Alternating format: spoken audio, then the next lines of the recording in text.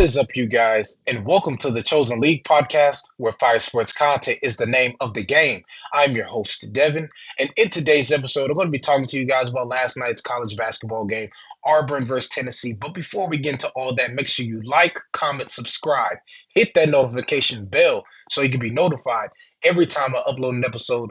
Let's get into it.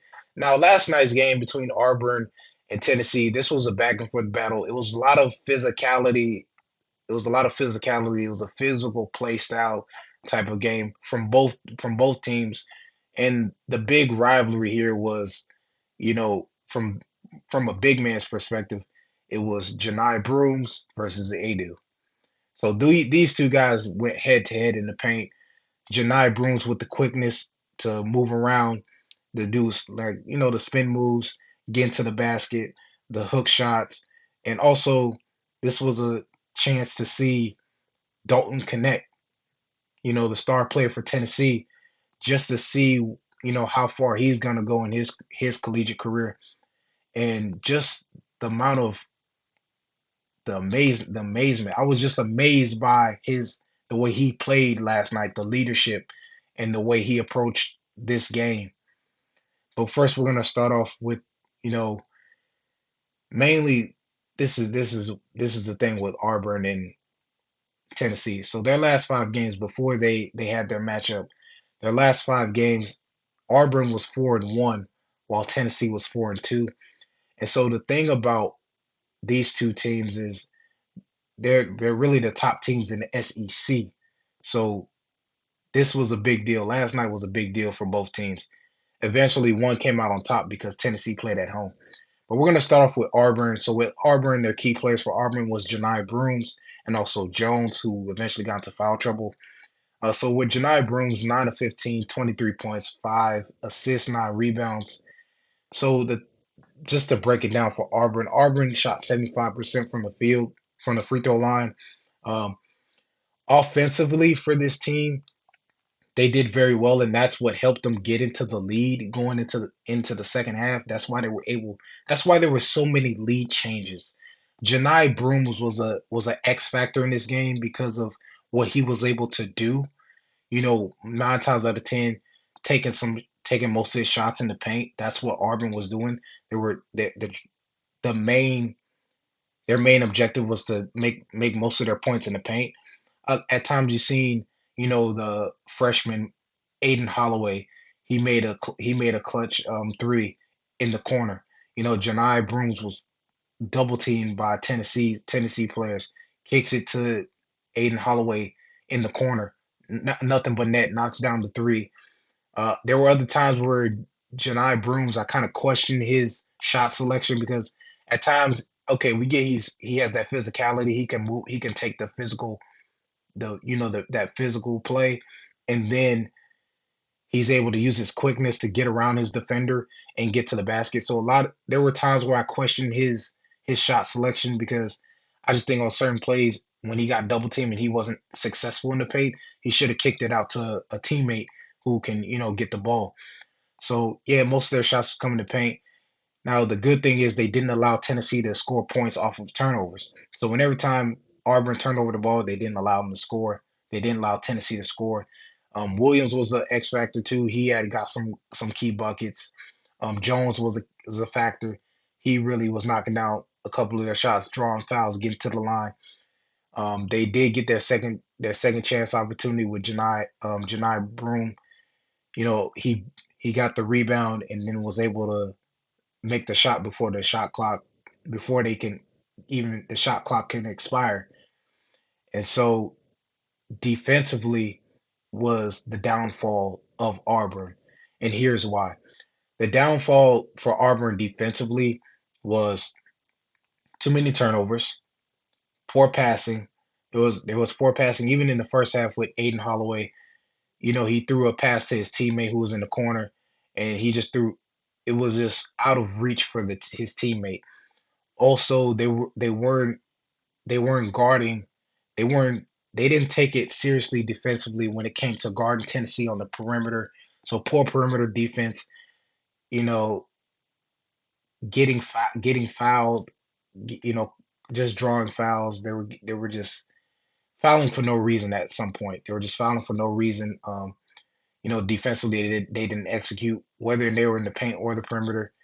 Um, that's what really hurt Auburn the most was defensively because when you're playing defense, I don't care how many points you score, whether you're in the lead or not. You have to play all on both ends of the ball. You can't just score and then expect to come back on defense and be like, okay, they're not going to score. No, the opposing team is going to find a way to score. That's the whole point of playing defense, and that's why they suffer. They Tennessee made them pay for their lack of coverage on defense. They made them pay for it on defensively because the thing about Auburn trying to double team, you left a man wide open. That's why Gainey was able to get that 3-point shot in the corner when Ziegler came down and kicked it off to him. You're so busy focusing on one player that it's so many other players that you didn't know that can actually create scoring opportunities for their team. So Dalton Knecht wasn't just the key guy that Auburn should have been worried about. They should have been worried about Ziegler. Should have been worried about Gainey. Should have, there were so many other players other than Dalton Knecht making plays. So that was their downfall, and that's the reason why they didn't win this game because they didn't play defense, and also Janai Brooms missed a couple of key free throws that could have really helped the team. So that's another thing as well. And his shot selection trying to force stuff, and they were trying to shoot threes so much and worrying about the play calling. Like even I understand Auburn head coach was upset about not the no calls, but hey, it is what it is. If they're not going to call it, keep playing the game. So moving on to Tennessee, Tennessee, their key player was Dalton Knecht, Adu, and Ziegler. Knecht, 12 of 21 from the field, 39 points, 2 rebounds, three steals, and they shot 77% from the free throw line. There was good ball movement by this team, um, and that's what I talked about earlier in the first half. Good ball movement resulted into a 3-point shot made by Gainey in the first half, and that's when Ziegler drove to the basket, making the defense come in and put all the defensive attention on him, and then kicks it out to Gainey, who was wide open in the corner by himself and made the three. Um, Ziegler also knocked down the buzzer beater shot in the first half. They had great defensive awareness. They played great defense. The only downfall for Tennessee was they had their key players were in foul trouble, and one player who wasn't really a factor was Vescovi. He was scoreless in the game. He didn't really put up any points, but he had 4 fouls. Was in foul trouble. There were poor shot selections in the paint. Prime example with Connect. He was driving to the basket, trying to go make a layup with his opposite hand, with his right hand, instead of passing the ball to his teammate who was on the other side of his defender. That would have been helpful, but he ended up not making the shot. Didn't really agree with that one. And also, Connect was in foul trouble. He had 3 fouls. So now it's like with Tennessee, they had to, play their cards right. Their key player, Connect, had to play a bit smarter. He had to be cautious about what he did on each possession, offensively and defensively, because it can hurt you either way. You never know. You might get a legal screen. You might get a charging foul. On defense, you might get a blocking foul. Anything could happen. So I'm glad that, Dalton Connect, Ziegler, and the rest of those guys on the team really played well. Connect really hit 2 clutch 3-pointers on the wing, on the right wing. And then he had another 3-point shot, and then most of his other shots came from the paint, and he went to the free throw line. So he really displayed true leadership for this team, and he really set the tone and really just got things going for Tennessee. Let me know what you guys think about Tennessee and the SEC. In Dalton Connect, where do you see where do you see Tennessee going moving forward? What do you expect from them moving forward? How are they going to progress moving forward? But anyways, that is all for today's episode. Once again, like, comment, subscribe, hit that notification bell so you can be notified every time I upload an episode. I'm Devin, and I'm signing off.